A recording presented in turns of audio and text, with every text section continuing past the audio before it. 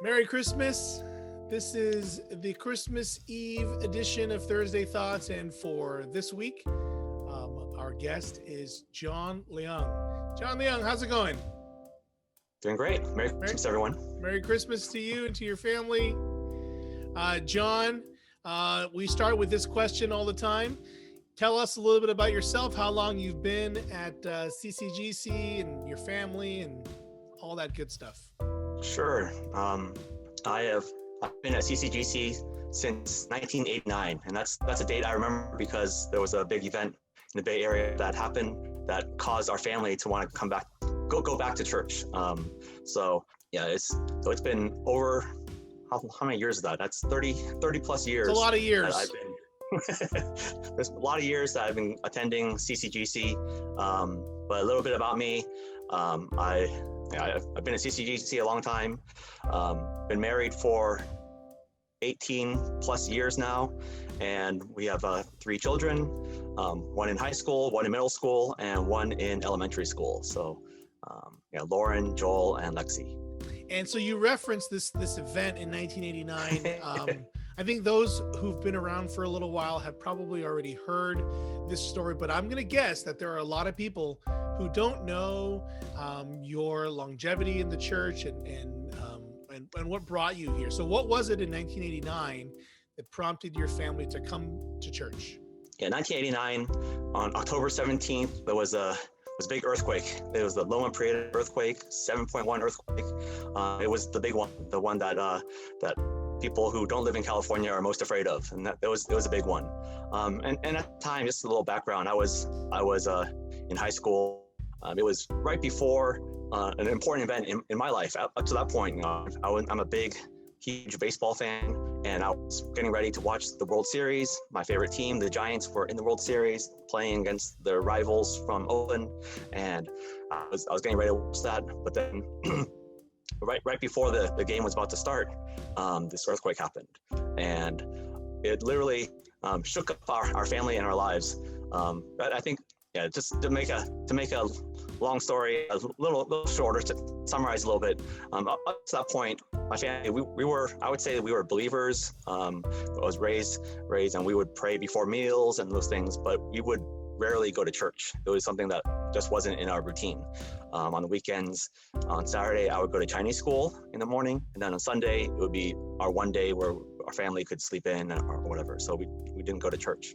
But I had been occasionally go to churches and Sunday schools and VBS. So I knew about God. I understood God. I believed in God, but I wouldn't say that I was necessarily a Christian. So October 17th, 1989, the world shook, the earth shook, and we were taught at the time, and I don't think it's what we're supposed to do anymore, but we were taught to stand under a doorway.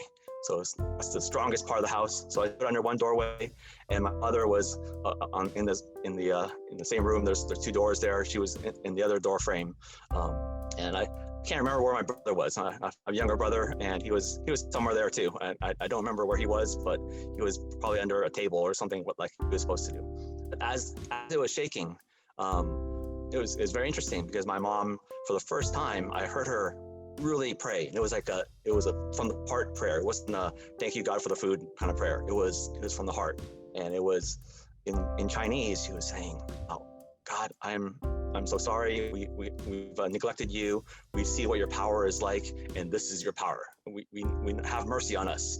Don't destroy us. We deserve it." Kind of along those lines, but really, really heartfelt. And it was the first time I had seen that. And the next Sunday, I had to look it up to see how many days later that was. But the next Sunday, she dragged the whole family. I would say it was kind of like she dragged the whole family on Sunday morning to go to church, and we went to CCGC. So that was the first time we went there. So that was kind of a milestone point in my life as well as my spiritual life too. So by my math, knowing your history, 1989, October 17th, that would be your senior year. Is that right? That's true. Yes. And so when you started coming back to church, did you go? Was there a youth group at the time? Did you go to the youth group here at CCGC?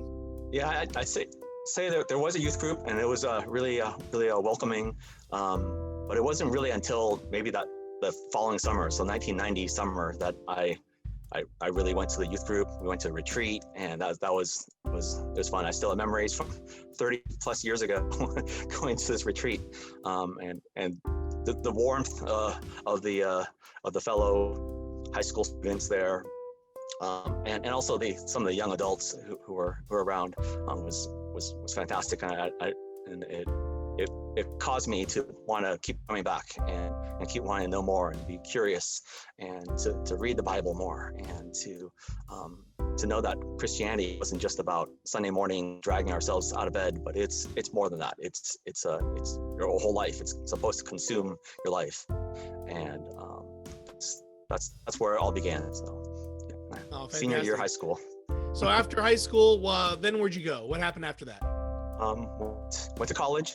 Went to our shared alma maters. It's one of many things where we share we share likes and things. So yeah, we have found over the years, for those who don't know, John and I were separated at birth by a few years.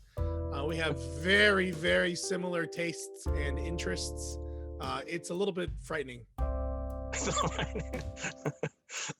But yeah, went to Berkeley and studied biology, which the different biology than what you studied.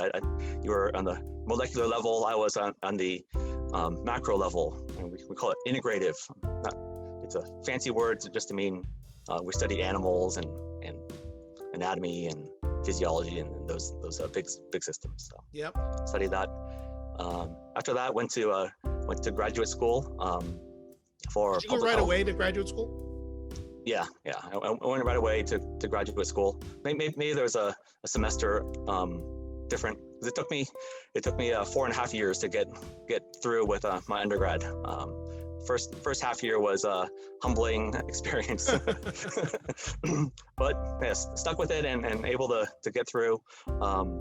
And so for a half year, I was doing some volunteer work, and I was teaching at a local school in Berkeley, and so I was working at like a health clinic, and based on those, I was thinking kind of, it was a crossroads in my life. I was like, oh, should I pursue something where I get to teach, or should I do something more in the healthcare arena? And at that point decided it was good for me to go into public health. So that's all right. So I'm gonna get down to the nitty gritty here. During that time, were you dating Christiana? During that time, yes. When you were in college and in grad school, I've never asked you this. I have no idea. Were you dating her at the time? Were you pursuing her? Was she on your radar? Pursuing? Yeah. She's not here, so I can say that she's the one who pursued me. I'm quite the catch. No. She reeled you in. She got her man. No, I don't know if that's true. That's in my brain. That's what is true, but it's probably. You know what? I don't even think Anna watches these things anyway, so I think we're good. I certainly hope that. I promise not to embarrass anyone in my family. So I'll try to hold that. Spouses are fair game. On purpose. Children, maybe we don't embarrass. Spouses are fair game. So I would say, I mean, just to answer your question without trying to dodge completely, I think we started talking more when I was in graduate school. So I was in San Diego, and she was in Davis. And then, when did you get married? Got married in 2002. This one I can't answer. This one I know. The other stuff is kind of fuzzy. I don't know. 2002, we got married. At CCGC, which is meaningful for many reasons. Mm-hmm. Yeah, Cindy and I at that time had just come to the church, and you invited us to your wedding, and we thought, we have no idea who you guys are, so we're gonna pass. No, I think we were unavailable. We would have gone. I think we were already committed somewhere else that weekend.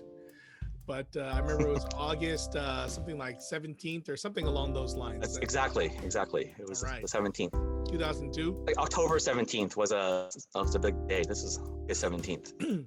pure coincidence. But you got married in 2002, and the rest, as they say, is history. As we get down to it here, of over 30 years of being at CCGC, can you tell me, you've seen this church from, I don't want to say quite its infancy, because the church probably predated that by about 10 years, but you've been here for a long stretch. And I would say, for those who don't know, amongst the, if I remember correctly, amongst the second generation Chinese, the ABCs, you are probably the longest tenured person that I know in the English ministry. There are probably others who predate you, but they're not necessarily sort of the second generation, so to speak. You've been here a long time, and not to say that we're gonna make some sort of very profound statement in a minute, but what are your thoughts about this process of being here and serving here in so many different ways? And now you just were confirmed as part of the pastoral council for the rest of your life. And so tell me about Supreme Court Justice. Yeah, exactly. It's a lifetime appointment. Oh boy. Till death. I didn't realize that. I didn't read the fine print there. So what are your thoughts? Yeah, I think, the church has definitely grown. I think I was definitely there for the birth of the English ministry. So the entire church, it was in that location in 89 when I started attending. It was in the same location, so that church building was there, and there was already a very vibrant Chinese service. And at that time, it was a bilingual service. So it would be completely translated. Everything would be translated. So that must have been fun. Like word for word, it was translated. So the services probably were twice as long as what they are now. But actually, I don't know. Maybe from what I remember, there were longer services. But then soon after, maybe in the early 90s, I'd have to check the exact date. There was another pastor Cheng, who joined the church, and he was in charge of the building up this English ministry. So it's at that point that we started this English ministry that was just English language, and then at the same time the Chinese service. I think for a little while it was still translated for people who wanted to go at 11 o'clock. The English service was always earlier. It was the 9:30 service and maybe even 9:15 service. So I was definitely there at the beginning of that, and it was small. It was just a handful of us, and most of us were the young people. I can no longer call myself a young person, but at the time I was a young person. No. You're no longer a young person. No, I might act immature, but I'm definitely not young. So, so at that time it was. We had the English service, and then the Chinese service eventually became just Chinese.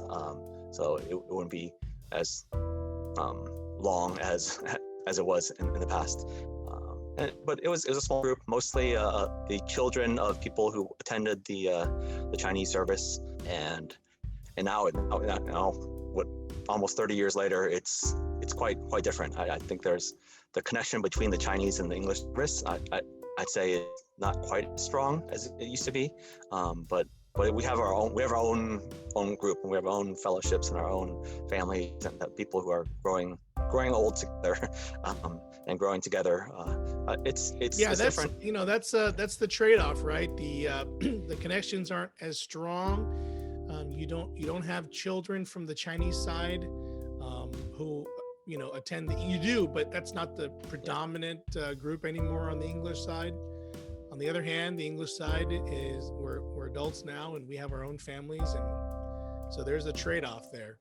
Yeah, we do have multiple generations now, and that's right. Something that wasn't true in the past. Right. So I think it's more vibrant. It's better. It's more diverse and we're better when we have a full cast of everyone. Yeah, so. And I think at the same time, I think that there are people who've been around for a long time who probably also miss the days that the English ministry and the Chinese ministry were closer and tighter and more connected and more uncles and aunties.